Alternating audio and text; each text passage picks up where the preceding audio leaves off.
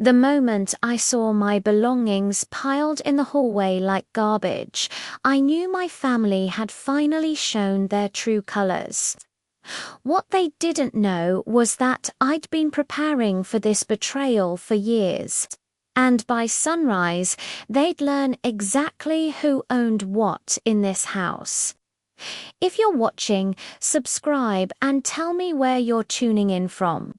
My name is Margaret Chen, and at 68, I'd spent 40 years building my family's wealth while they treated me like furniture. That December night changed everything. I'd returned from a 3-day medical conference in Boston, exhausted but satisfied. As Chief of Cardiology at Presbyterian Hospital, these conferences were mandatory. My daughter Linda had assured me she'd handle the house while I was gone. The taxi dropped me at our brownstone at 11:47 p.m. I remember the exact time because that's when my life split into before and after. My key wouldn't turn. After 3 attempts, the door opened to reveal my son-in-law Brad, wearing my late husband's robe. "Margaret, you're back early." The conference ended today, as I told Linda. "Why are you wearing Charles's robe?" He shifted uncomfortably. "Linda said we could use your room since you were gone. More space for the kids." My blood chilled. "Where are my things?" "We figured you could take the guest room when you got back." 40 years of medical training kept my voice steady. "The guest room? Yeah, it's smaller, but you don't need much space, right? Linda says you're hardly here anyway." I stepped past him, my heels clicking on marble I'd paid to install. In the hallway, my life lay in boxes. Medical journals, awards, photo albums, for decades reduced to a pile. Linda appeared at the top of the stairs in my silk pajamas. "Mum, why are you making noise?" "The kids are sleeping." In my bed, apparently, she rolled her eyes. "Don't be dramatic. Brad's parents are visiting next week, and we needed to test the master suite. You always said family comes first." "I said that when you were 8 and scared of thunderstorms. Not when you're 35 and stealing my room." "Stealing, Mum. This is a family home. We all share." I pulled out my phone. "Let me share something with you." Her face shifted. "What are you doing?" "Calling my lawyer. Unlike you, Martin works nights." Martin answered on the second ring. We'd been preparing for this possibility since Charles died 5 years ago, leaving everything to me despite Linda's expectations. "Margaret, is it time?" "It's time." "Bring the documents." Linda rushed down the stairs. I sat on my packed boxes, crossing my ankles like the lady my mother raised. "Brad, you might want to wake the children. You'll need to pack." "Pack." His voice cracked. "Linda, what's she talking about?" Linda's face had gone pale. "Mum, let's discuss this rationally." "Rationally? You gave away my room to test it for your in-laws. Let's discuss property law instead." By 12:30 a.m., Martin arrived with his paralegal. Linda had woken my grandchildren, who stood confused in the hallway. I hated that they'd witnessed this, but their parents had forced my hand. "Mrs. Chen owns this property outright. Martin began, spreading papers on the dining table I'd bought for my first anniversary. "The deed is solely in her name," Linda sputtered. "But Dad promised—" "Your father promised many things," I interrupted, "but he left everything to me. I have his will right here." Martin produced the document. Furthermore, the renovation costs, mortgage payments, and property taxes for the past 30 years all came from Mrs. Chen's accounts. "Because she was the doctor," Brad protested. "That doesn't mean. It means exactly what it says," Martin continued. "Legal ownership. Now, regarding the tenant agreement you signed, Linda ... My daughter's face went white. "What tenant agreement?" I smiled. "The one you signed 5 years ago when you moved back in. You pay $500 monthly for the guest suite. It specifically states you have no claim to other areas without written permission. You tricked me. You said it was for tax purposes. I said it was for legal purposes. You chose not to read it." Martin's paralegal handed me another folder. "There's more. Mrs. Chen recently purchased the entire building. Even I hadn't expected that bomb to land so hard." Linda sat heavily in a chair. "The whole building," Brad whispered. 6 units, I confirmed. "I closed the deal last month. The previous owner gave me an excellent price, considering I'd been maintaining the common areas for years." Linda found her voice. "With what money?" "My money. From my practice, my investments, and my patents on 3 cardiac devices. Money you assumed would automatically be yours. But you're our mother, yes. And you're the daughter who just gave my room to a guest. Tell me, Linda, what did you plan to do when I got too old to climb stairs? Move me to the basement?" Her silence was answer enough. Martin cleared his throat. "Given the breach of the tenant agreement, Mrs. Chen is within her rights to begin eviction proceedings." "Eviction?" Brad stood. "You can't evict us. We have children." "Which is why I'm offering an alternative," I said. "You can stay in the guest suite as specified in your original agreement. Your belongings will be moved by morning. The guest suite is tiny. It's 900 square feet, larger than most Manhattan apartments. Of course, if it's too small, you're welcome to rent elsewhere." Linda's tears started. "How can you do this to your own daughter?" I stood my back straight, despite the exhaustion.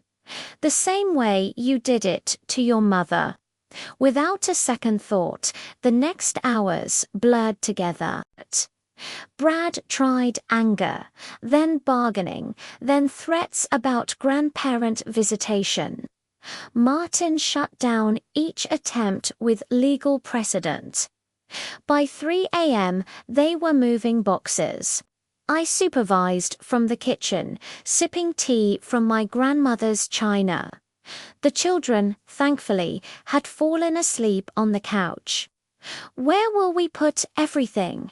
Linda wailed, carrying a box of Brad's sports memorabilia, "the same place you put mine." "The hallway, until you sort it out." Brad dropped a box, glaring. "This is elder abuse. We'll sue." Martin didn't even look up from his paperwork. "On what grounds Mrs. Chen is providing you with housing at below market rates? She's being vindictive. She's being a landlord." Martin corrected. A generous one, considering market rates for that suite are $3,500 monthly. I watched them struggle with furniture, the same way they'd watched me struggle with my boxes. The irony wasn't lost on anyone. By 5 a.m., the master suite was mine again. I stood in the doorway, surveying the damage. They'd changed everything. My curtains, my bedding, even the paint color. "I'll send cleaners in the morning," Martin said quietly, "and painters." "No," I touched the gaudy purple wall. "I'll keep it for a while." A reminder Linda appeared one last time, mascara streaking her cheeks. "I hope you're happy." "I'm not," I admitted. "But I'm no longer a doormat. We're your family. Family doesn't exile family to the guest room. Family doesn't pile 40 years of memories in a hallway like trash." She turned to leave, then spun back. "What about Christmas? You're welcome to visit. Visiting hours are 2 to 5 p.m. You can use the common room I'm installing on the second floor. Common room for all my tenants. Since I own the building, I'm making improvements. The second floor will have a lovely gathering space." Her face crumbled. "You chose to be tenants when you chose to treat me like one." The sun rose as they finished moving. I stood at my bedroom window, watching the city wake. My phone buzzed with messages from my other children, the ones who'd moved away and stayed away. Word traveled fast in our family. My son Michael called from Seattle. "Mum, Linda says you evicted her." "I relocated her to the space she deemed appropriate for me." He paused. "The guest room. The very same good." His support surprised me. "You approve. I've watched her take advantage for years." "Did you really buy the building? Every brick?" He laughed. "Dad would be proud. Your father would have let her walk all over him." "No, Mum. Dad left everything to you for a reason. He knew you'd protect the family legacy, even from family effed." After we hung up, I walked through my reclaimed space. In the closet, I found a box they'd missed. My wedding album shoved behind Brad's golf clubs. I flipped through pages of younger faces, dreams still intact. Charles and I had built this life together, brick by brick, sacrifice by sacrifice. He'd trusted me to preserve it. A knock interrupted my memories. Linda stood in the doorway, holding coffee. "Peace offering." I accepted the mug. "Thank you, I'm sorry," she whispered. "I didn't think." "No, you didn't." We sat in silence, the weight of broken trust between us. "Can we fix this?" she asked. "That depends. Can you see me as a person instead of a resource?" She flinched. "I never." "You did. Every time you assumed my space, my time, my money was yours by right. Every time you planned my future without asking it. We thought we were helping, taking care of you. I'm a cardiac surgeon. I've saved more lives than you've had birthdays. I don't need taking care of. I need respect."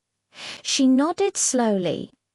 "How do we start?" "By honoring the agreement you signed. By teaching your children that grandparents are people, not a team or spare rooms. By rebuilding trust one day at a time." And the building, I smiled, is my retirement project. I'm converting it into affordable housing for medical students. The Margaret Chen Foundation will manage it. Her eyes widened. A foundation. Did you think I'd leave millions in real estate to children who de-put me in a hallway? She had the grace to look ashamed. Over the following weeks, the building transformed. I hired contractors, met with architects, interviewed potential tenants. The work energized me in ways surgery hadn't for years. Brad struggled most with the change. He'd grown comfortable living off my largesse, working part-time while Linda worked full-time, assuming her inheritance would sustain them. "You've ruined us," he accused one morning, passing me in the hall. "I've freed you," I corrected. "Now you can build your own legacy instead of waiting for mine." The grandchildren adapted fastest. Without the tension of assumed inheritance, they began seeing me as a person. We had real conversations about their dreams, their fears, their futures. "Grandma," my granddaughter asked one day, "why did you become a doctor?" "Because I wanted to fix hearts." Turns out some hearts can't be fixed. They have to fix themselves. She nodded solemnly, wisdom beyond her 8 years. Like mummies. Exactly like mummies. 3 months later, I hosted a building meeting in the new common room. 5 medical students had moved in, bright faces full of promise. Linda and Brad attended, sitting quietly in the back. "Welcome to the Margaret Chen House," I began. "This building represents second chances." For all of us, I caught Linda's eye. She nodded, understanding. After the meeting, she approached. "The students seem nice. They remind me of myself at that age. Hungry to help, to heal, to matter. You always mattered, Mum. Not in this house. Not until I demanded it." She touched my hand. "I'm learning. Slowly, but I'm learning. That's all I ask." A year passed. The building thrived. The students brought energy, purpose, life to halls that had felt like a mausoleum. I mentored them, sharing decades of medical wisdom over weekly dinners. Linda and Brad found their footing. He returned to school for his teaching degree. She started therapy, unpacking years of entitlement and expectation. Their marriage, surprisingly, strengthened under the pressure. "You saved us," Linda told me one evening, watching her children play with the medical students in the common room. "We were drowning in our own assumptions. You saved yourselves. I just stopped enabling the drowning." My phone rang. Another of my children calling to check in.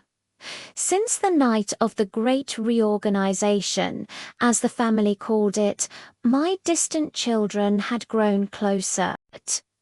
They'd seen me stand up for myself and found the courage to reconnect. "Mum," my daughter Sarah said from London, "I'm proud of you." "For what?" "For choosing yourself. For showing us that love doesn't mean being a doormat." After we hung up, I walked through my building. In the study room, students bent over textbooks. In the common room, laughter echoed. In the guest suite, my daughter's family had found their own rhythm, and in the master suite, I slept peacefully in my own bed, in my own space, on my own terms. The next morning, I woke to sunlight streaming through windows I'd chosen. My belongings sat where I'd placed them. My life was my own. At breakfast, Linda joined me. Mom, I've been thinking about what you said about seeing you as a person, and I see you.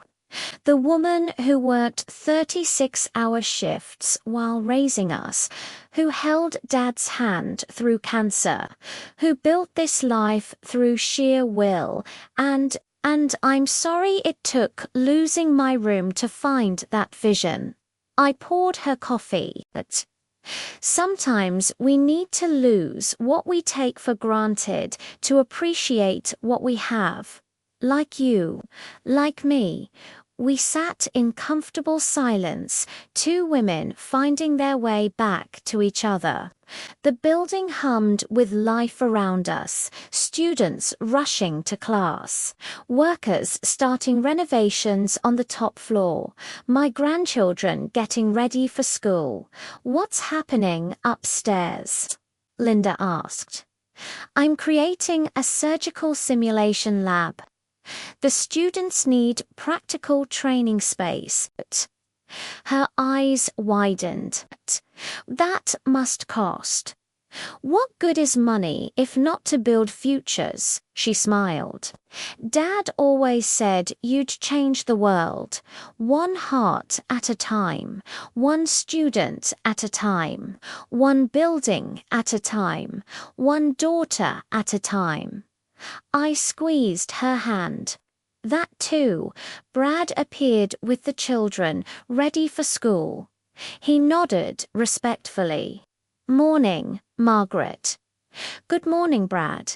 How's the teaching program? Challenging, rewarding. Thank you for the recommendation letter. You earned it. As they left, my granddaughter hugged me. Love you, Grandma. See you at dinner. Wouldn't miss it. I watched them go, my family finding their way in a new dynamic.